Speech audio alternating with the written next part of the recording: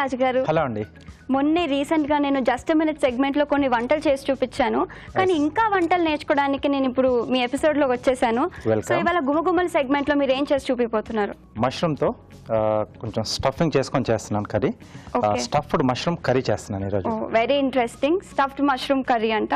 Okay అండి, start చేసేద్దాం. Okay. Stuffed mushroom curry తయారు చేసుకోవడానికి కావాల్సిన పదార్థాలు ఏంటో చూసేద్దామా? స్టఫ్డ్ మష్రూమ్ కర్రీ తయారు చేసుకోవడానికి కావాల్సిన పదార్థాలు: మష్రూమ్స్ 1 కప్పు, ఉడికించిన బంగాళదుంపలు 2, కొబ్బరి పల్లీల పేస్ట్ 1/2 కప్పు, తరిగిన ఉల్లిపాయ 1, తరిగిన పచ్చిమిరపకాయలు 2, అల్లం వెల్లుల్లి పేస్ట్ 1 టీ స్పూను, ఉప్పు తగినంత, కారం తగినంత, పసుపు చిటికెడు, గరం మసాలా 1 టీ స్పూను, కొత్తిమీర కొద్దిగా, పన్నీర్ తురుము 1/2 కప్పు, జీలకర్ర పొడి 1 టీ స్పూను, నూనె 3 టేబుల్ స్పూన్లు. సో స్టఫ్డ్ మష్రూమ్ కర్రీ ఎలా తయారు చేసుకోవాలో చెప్పండి రాజు గారు.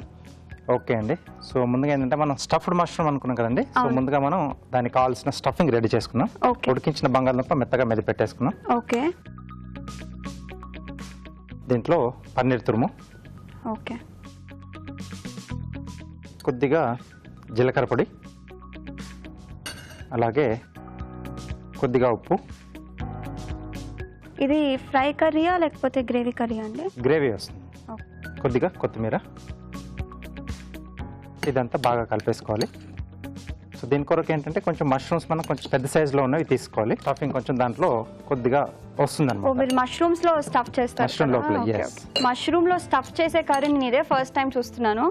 మామూలుగా గ్రేవీలో మష్రూమ్స్ వేసి వండేస్తారు కదా? జనరల్గా అలా గ్రేవీ టైప్లో వండేస్తుంటాం. సో ఇక్కడ కొద్దిగా ఆయిల్ వేడి పెట్టేసుకున్నాం. ఓకే. ఆయిల్ ఇస్తారా? Freedom refined sunflower oil. తక్కువ నూనెతో ఎక్కువ వంటలు చేసుకోవచ్చు. ఈరోజు నేను ఈ ఆయిల్ వాడుతున్నానండి వంటల్లో.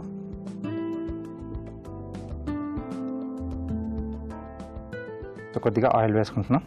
ఓకే. సో మష్రూమ్స్ వేయించుకోవడానికండి ఆయిల్. సో ఇక్కడ కాడ తీసేసి కొంచెం మనం ఇలా గుంటలా వచ్చేస్తుంది మనకు కాడ తీసేస్తే. ఓకే. సో ముందు మష్రూమ్స్ కి ఉన్న కాడ తీసేసుకొని క్లీన్ చేసుకొని దాని లోపల స్టఫ్ చేసుకుంటున్నామండి.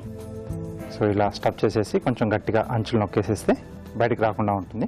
యూజువల్లీ దీనికి పెద్ద మష్రూమ్స్ తీసుకోవాలి కదా? కొంచెం పెద్ద సైజు తీసుకోవాలి. సో అలా ఒక్కొక్కటిగా మనం ఆయిల్లో వేసేసి తొందరగానే వేగుతుంది మష్రూమ్ మనకి.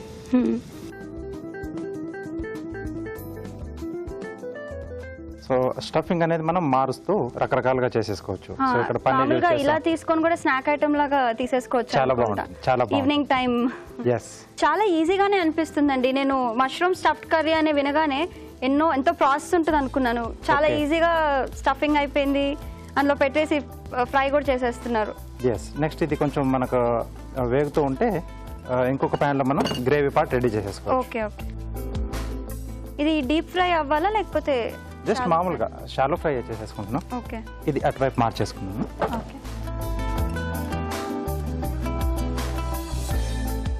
దీంట్లో కొద్దిగా ఆయిల్, ముందుగా ఉల్లిపాయ ముక్కలు, ఓకే, అలాగే తరిగిన పచ్చిమిరపకాయలు, కొద్దిగా అల్లం వెల్లుల్లి పేస్ట్. సో ఉల్లిపాయలు, పచ్చిమిరపకాయలు, అల్లం వెల్లుల్లి పేస్ట్ కలిపి మనం లైట్ గా ఫ్రై చేసుకుంటున్నాము గ్రేవీ కోసం. సో ఇవి కొంచెం మనకు వేగాలి. Okay. Light brown colour. Brown కాకపోయినా కొంచెం అంటే అల్లం ఆ పచ్చివాసన పోయేంత వరకు మనం కొంచెం వేయించుకోవాలి. సో ఇవి వేగడానికి కొంచెం టైం పడుతుంది కదా? అవునండి. సరే, ఈలోపు మనం ఒక చిట్కా చూసేద్దాం. ఇప్పుడు మీకోసం మొదటి చిట్కా. బరువు తగ్గాలి, స్లిమ్గా కనిపించాలి, సన్నజాజి తీగలాగా ఉండాలి అని కోరుకోని వారు ఎవరుంటారు చెప్పండి? అందరూ కూడా అదే కోరుకుంటారు. కానీ దానికి కొన్ని చిట్కాలు ఫాలో అవ్వాలి కదా, మెయింటైన్ చేయాలి కదా.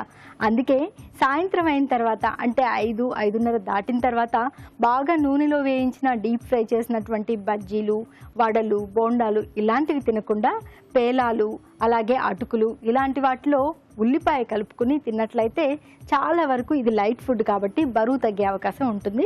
సన్నగా ట్రిమ్గా కనిపిస్తారు. చిట్కా చూసేసాం కదా రాజుగారు, ఇవి ఫ్రై అయిపోయినట్టున్నాయి. ఓకే అండి. సో చాలా ఫాస్ట్గా వేగిపోతాయి మనకు మష్రూమ్స్. ఓకే. సో కొంచెం మూత పెట్టేద్దాం. అంటే స్టీమ్ కూడా కొంచెం ప్రాసెస్ నడుస్తూ ఉంటుంది. ఓకే. ఓకే. సో ఇక్కడ దీంట్లో ఉల్లిపాయ కూడా వేగిపోయింది మనకు.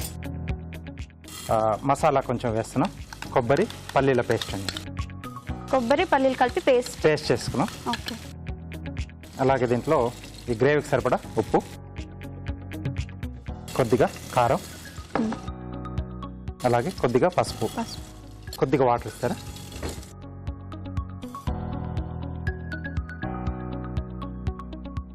గ్రేవీ ఎంత థిక్గా కావాలో దాన్ని బట్టి వాటర్ మనం వేసుకోవాలా? కావాల్సిన థిక్నెస్ చేసుకోవచ్చండి. సో ముందుగా కొంచెం ఇది వేగడానికి వేస్తున్నాం. ఆ తర్వాత మళ్ళీ ఇది కొంచెం దగ్గరికి వచ్చిన తర్వాత ఇంకా కాస్త వాటర్ యాడ్ చేసుకుంటాం. ఓకే. సో మష్రూమ్ కొంచెం చప్పగా ఉంటుంది కాబట్టి ఇక్కడ నేను కొంచెం లైట్ మసాలా యూజ్ చేస్తున్నాను. కొబ్బరి అలాగే పల్లీల పేస్ట్. ఓకే. సో మసాలా అక్కర్లేదు అనుకున్న వాళ్ళు కొంచెం టమాటో బేస్లో అయినా దీన్ని తయారు చేసుకోవచ్చు. టొమాటో ప్యూరీ లాగా, ప్యూరీలా కానీ లేకపోతే ముక్కల్లా వేసుకొని కానీ మన చాయిస్. ఓకే. సో ఒక్కొక్క చాయిస్ ఉంటుంది. కొద్దిమందికి ముక్కలుగా ఉంటే ఇష్టం, కొద్దిమందికి పేస్ట్ లా ఉంటే ఇష్టం. సో వాళ్ళకి తగ్గట్టుగా వాళ్ళు అలా రెడీ చేసేసుకొని చేసుకోవచ్చు సింపుల్ గా కావాలనుకుంటే. ఓకే. సో కొంచెం ఇంకా టేస్ట్ కూడా ఉండాలి, కొంచెం బాగుంటే బాగుంటుంది అంటే కొంచెం హెవీగా అయినా పర్లేదు, మసాలా టచ్ ఉండాలి అనుకుంటే ఇలా ఏదైనా మనం మసాలా కాంబినేషన్ తీసేసుకోవచ్చు. ఓకే. ఇది యూజువల్లీ రైస్ లో కాకుండా రోటీస్ లో తింటారు అనుకుంటా కదండి? రెండిట్లోకి తీసుకోవచ్చు. అంటే మనం కొంచెం ఇక్కడ గ్రేవీ కూడా ఇస్తున్నాం కదా, సో రైస్ లో కూడా చాలా బాగుంటుంది. ఓకే. ఓకే. సో ఇక్కడ ఏంటంటే కొబ్బరి అలాగే పల్లీలు కొంచెం వేయించి మనం పేస్ట్ చేసుకున్నాం కాబట్టి ఇక్కడ ఎక్కువగా వేగనక్కర్లేదు. ఆల్రెడీ కొబ్బరి మనం పేస్ట్ చేసే ముందు కొద్దిగా వేయించుకున్నాం. సో అలా చేయడం వల్ల ఏంటంటే ఇక్కడ మనకు ఈ ప్రాసెస్ లో ఫాస్ట్ గా అయిపోతుంది వేగడం అనేది. ఓకే. సో ఇంకాస్త వాటర్.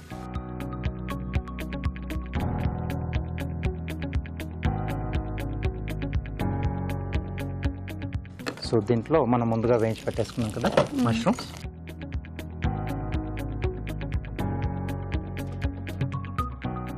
మనం ముందుగా వేయించి పెట్టుకున్న మష్రూమ్స్ ఆ గ్రేవీలో వేసేసుకుంటున్నాము. దీంట్లో వేసిన తర్వాత ఎక్కువగా మళ్ళీ వేగనక్కర్లేదండి. ఓకే. ఎందుకంటే ఆల్రెడీ ఇవి కుక్ అయి ఉన్నాయి. సో దీంట్లో వేసేసి కొంచెం మనకు ఆ గ్రేవీ పట్టేస్తే వేడికి సరిపోతుంది. ఫ్లేవర్ దీనికి కోఫ్తాలోకి ఈ స్టఫ్ చేసుకున్న మన మష్రూమ్స్లోకి పట్టేస్తే సరిపోతుంది. సో పైనుంచి కొద్దిగా గరం మసాలా పొడి, అలాగే కొద్దిగా కొత్తిమీర కూడా యాడ్ చేస్తున్నాను. సో వీటిని ఎక్కువగా డిస్టర్బ్ చేయకుండా కొంచెం ఇలా సైడ్లోంచి. కొన్ని డిష్లు ఏంటంటే కొంచెం మనకి సర్వ్స్ చేసేంత వరకు కూడా కొంచెం అదే టెక్స్చర్లో ఉంటే కొంచెం బాగుంటుంది, లేకపోతే ఇవి మ్యాష్ అయిపోయే ఛాన్స్ ఉంది, లేదా స్టఫింగ్ అన్న మనకు బయటికి వెళ్ళిపోతూ ఉంటుంది. సో అలా కాకుండా కొంచెం జాగ్రత్తగా చేసుకుంటే బాగుంటుంది. ఓకే. సో రెడీ అయిపోయింది. చాలా ఫాస్ట్గా అయిపోయింది. చాలా ఫాస్ట్గా అయిపోతుంది. సో మష్రూమ్స్తో మనం ఏ డిష్ చేసుకున్నా చాలా ఫాస్ట్గా అవుతుంది.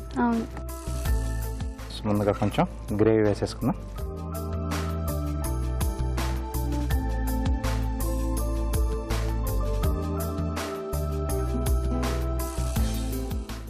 పైనుండి కొద్దిగా కొత్తిమీర. Okay. Stuffed mushroom curry ready. చాలా డిఫరెంట్ గా డెలీషియస్ గా ఉంది. స్మెల్ కూడా చాలా బాగుంది. స్టఫ్డ్ మష్రూమ్ కర్రీ రెడీ అయిపోయింది. నేనైతే టేస్ట్ చేయడానికి రెడీగా ఉన్నాను.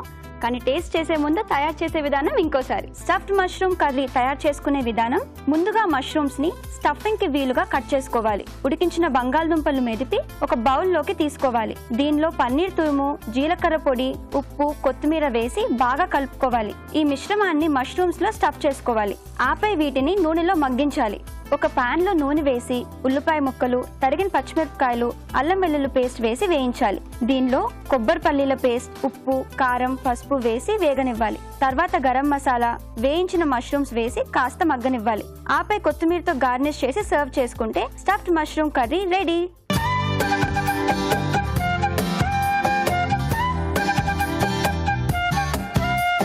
స్టఫ్డ్ మష్రూమ్ కర్రీ ఎలా తయారు చేయాలో చూసేసాం కదా. టేస్ట్ చేయడానికి నేను మాత్రం చాలా రెడీగా ఉన్నానండి. రాజు గారు, టేస్ట్ చేసేద్దామా? ఓకే.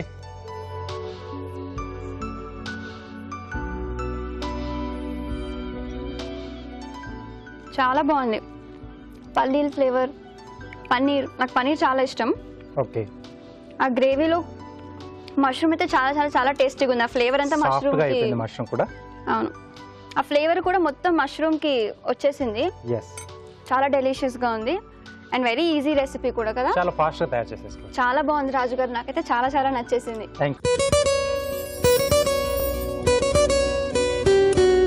పూజ వస్తువుల విషయానికి, దేవుడికి పూజ చేసే వస్తువుల విషయానికి వస్తే వెండి వస్తువులు, ఇత్తడి వస్తువులకు ఉన్నటువంటి ప్రాధాన్యత మరి వేటికి లేదు. మరి వీటిని క్లీన్ చేసుకునే విషయానికి వస్తే మందార ఆకుల్లో కొద్దిగా ఉప్పు వేసుకుని ఈ వెండి వస్తువులను, ఇత్తడి వస్తువుల్ని కనుక శుభ్రం చేసుకున్నట్లయితే చాలా బాగా శుభ్రం అవుతాయి, కొత్తవిలాగా తళతళ మెరుస్తూ ఉంటాయి.